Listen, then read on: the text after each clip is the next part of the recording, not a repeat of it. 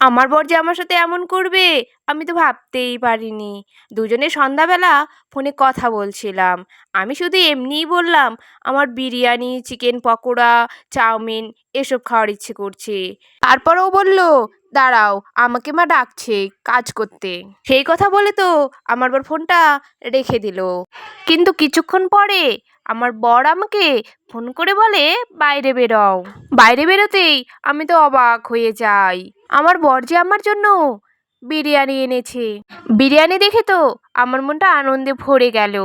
তারপর বাড়িতে এনে ভেবেছিলাম শশা দিয়ে খাবো, কিন্তু শশাটা যে আমাদের নষ্ট হয়ে গেছে, তাই আমি বিরিয়ানিটা এমনি খেয়ে নিলাম। আমার বর যে আমার জন্য বিরিয়ানি আনবে সেটা আমি কল্পনাও করতে পারিনি, কারণ আজকে তার শরীর অসুস্থ ছিল। আর আমার বর কিন্তু আমার জন্য শুধু বিরিয়ানি আনেনি, সাথে যে এই সুন্দর কলাগুলোও এনেছিল। আর এই লিচুগুলো দেখো, লিচুগুলো যে নষ্ট হয়ে গিয়েছে। এই লিচুগুলো যে আমার বর অনেকদিন আগেই দিয়ে গিয়েছে, আর আমি যে খেতেই ভুলে গেছি। এই লিচুগুলো যে তাদের বাড়ির গাছের। আজকে যে বিরিয়ানি এনে দিল, তাই যে আমার লিচুগুলোর কথা মনে পড়লো।